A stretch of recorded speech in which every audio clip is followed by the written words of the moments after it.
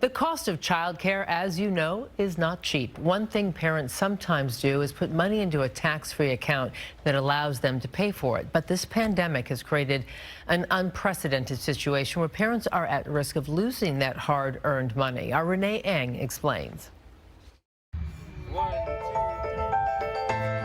Like many parents working from home these days, Patrick McFarland finds himself spending a lot of time with his family, especially his daughter Leah. She's just turned 3, so her age 2 year, we've got to spend so much time together, and seeing her grow over the course of that year has been amazing. Leah was in a childcare program at the beginning of the year, but then the pandemic hit. McFarland and his wife pulled her out, preferring to keep her safe at home. They took turns watching her, and a grandparent helped out a couple days a week. It's challenging because when those are the only days that you're sort of uninterrupted with work, you pack those days full of meetings, and then the next day comes, and if you don't have that help, you're kind of running at 50 or 60% capacity trying to get by. Keeping her at home also cost him money because he already set aside funds for childcare that he couldn't use or get back. McFarland was contributing part of his paycheck to a dependent care FSA, or flexible spending account. And the dependent care FSA allows you to set aside $5,000 pre-tax.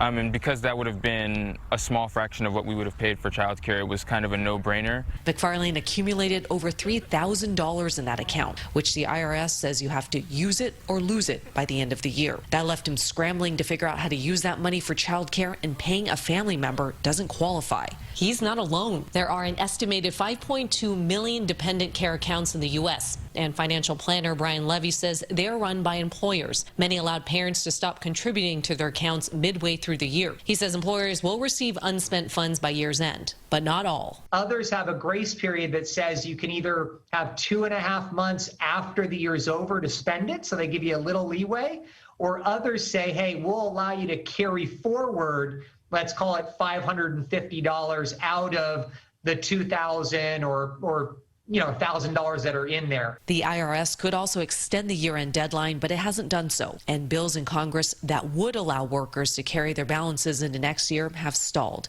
What parents can do now is find childcare expenses that are reimbursable. With just weeks left in the year, McFarland was finally able to use the money by paying a nanny to watch Leah part of the week. And with the uncertainty of 2021 looming, he decided not to contribute to an FSA next year or put her in a preschool just yet. We just don't know when we'll feel safe putting her in a group setting. In the meantime, he'll keep spending time with his daughter and juggling full-time work.